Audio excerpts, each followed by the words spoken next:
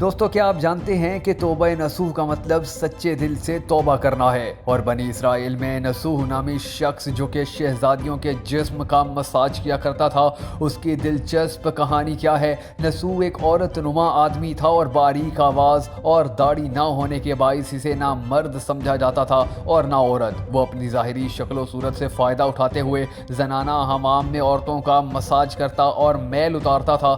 دربار میں کوئی بھی اس کی حقیقت نہیں جانتا تھا، سبھی اس کو عورت سمجھتے تھے۔ شہزادیوں اور خواتین کا مساج اس کا ذریعہ معاش بھی تھا اور عورتوں کے جسم سے لذت بھی لیتا رہا۔ کئی بار ضمیر کے ملامت کرنے پر اس نے کام سے توبہ بھی کی، لیکن ہمیشہ توبہ توڑ دیتا۔ ایک دن بادشاہ کی بیٹی حمام گئی۔ حمام اور مساج کرنے کے بعد پتہ چلا کہ اس کا ہیروں کا قیمتی ہار گم ہو گیا ہے۔ بادشاہ کی بیٹی نے حکم دیا کہ سب کی تلاشی لی جائے۔ سب کی تلاشی لی گئی مگر ہار نہیں ملا۔ نصوح رسوائی کے ڈر کی وجہ سے ایک جگہ چھپ گیا، کیونکہ اگر اس کی تلاشی لی جاتی تو سب کو معلوم ہو جاتا کہ وہ مکمل مرد ہے۔ جب اس نے دیکھا کہ شہزادی کی کنیزیں اسے ڈھونڈ رہی ہیں تو اس نے سچے دل سے خدا کو پکارا اور خدا کی بارگاہ میں دل سے توبہ کی اور وعدہ کیا کہ آئندہ کبھی بھی یہ کام نہیں کرے گا۔ اچانک باہر سے آواز آئی کہ نصوح کو تلاش کرنا چھوڑ دو، ہار مل گیا ہے۔ نصوح نم آنکھوں سے شہزادی سے رخصت لے کر گھر آ گیا۔ نصوح نے قدرت کا کرشمہ دیکھ لیا تھا اور ہمیشہ ہمیشہ کے لیے اس کام سے توبہ کر لی تھی۔ کئی دنوں سے حمام نہ جانے پر ایک دن شہزادی نے بلاوا بھیجا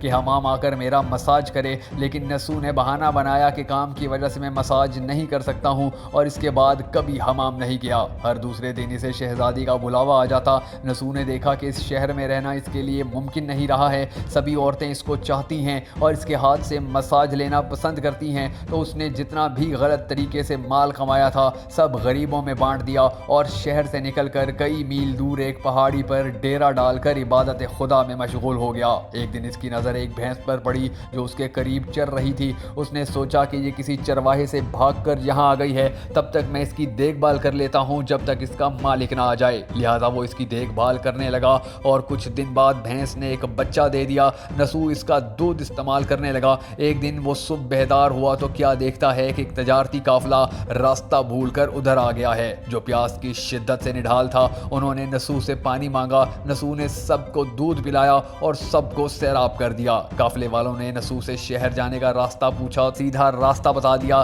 جانے سے پہلے تاجروں نے نصوح کو انعام میں بہت سارا مال دیا۔ نصوح نے ان پیسوں سے وہاں کنواں کھدوایا۔ آہستہ آہستہ وہاں لوگ بسنے لگے اور عمارتیں بننے لگیں اور ایک چھوٹا سا شہر آباد ہو گیا۔ وہاں کے لوگ نصوح کی بڑی عزت کرتے تھے اور اس کو بڑے احترام کی نظر سے دیکھا جاتا تھا۔ رفتہ رفتہ نصوح کی شہرت بادشاہ تک جا پہنچی اور یہ وہی بادشاہ تھا جو اس شہزادی کا باپ تھا۔ بادشاہ کے دل میں نصوح سے ملنے کا شوق پیدا ہوا۔ اس نے نصوح کو پیغام بھیجا کہ بادشاہ اس سے ملنا چاہتا ہے، مہربانی کر کے دربار تشریف لے آئے۔ جب نصوح کو بادشاہ کا پیغام ملا تو اس نے ملنے سے انکار کر دیا اور معذرت چاہی کہ مجھے بہت سارے کام ہیں، میں نہیں آ سکتا۔ بادشاہ کو بہت حیرت ہوئی۔ اس نے کہا اگر نصوح نہیں آ سکتا تو ہم خود اس کے پاس جائیں گے۔ جب بادشاہ نصوح کے علاقے میں داخل ہوا تو خدا کی طرف سے ملک الموت کو حکم ہوا کہ بادشاہ کی روح قبض کر لی جائے۔ اس زمانے کی رسم و رواج کے مطابق اور بادشاہ کو نصوح سے ملنے کی وجہ سے لوگوں نے نصوح کو تخت پر بٹھا دیا۔ نصوح نے اپنے ملک میں عدل اور انصاف کا نظام قائم کیا